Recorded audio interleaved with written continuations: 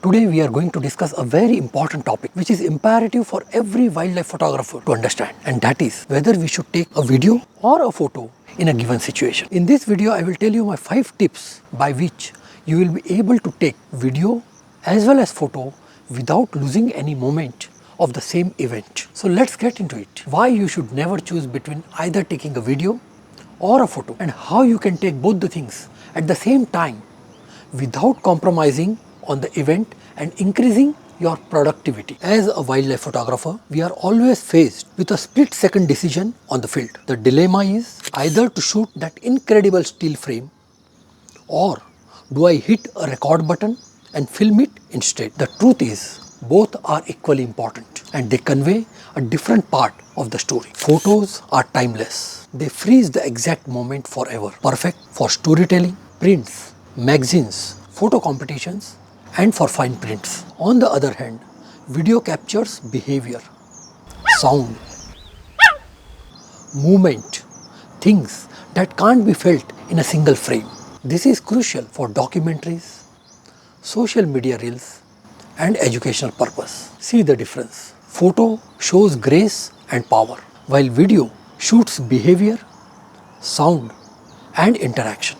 Both serve different but equally important and powerful messages. But the main issue is how you can shoot both at the same time. So the tip number 1, before lifting the camera, ask yourself, what is this moment about? Is it about expression, posture, or is it about behavior, movement, sound? If it is former, take photo, and if it is later, then take video. Then tip number 2, prioritize the moment. If it is a rare occurrence, shoot photo, because freezing the rare moment is more valued in today's world. But if it is a routine thing and you have already photographed that particular moment previously in your life, then shoot video. Like in this case of a leopard walking towards me, I did shoot some images but quickly turned to video because it was an event which I have seen many times before. Then tip number 3, if the event is repetitive, then take video. For example, the lion walking, bird taking a bath, or for that matter, cheetah licking each other.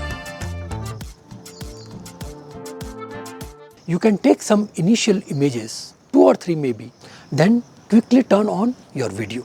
Remember, some events are better represented by a video.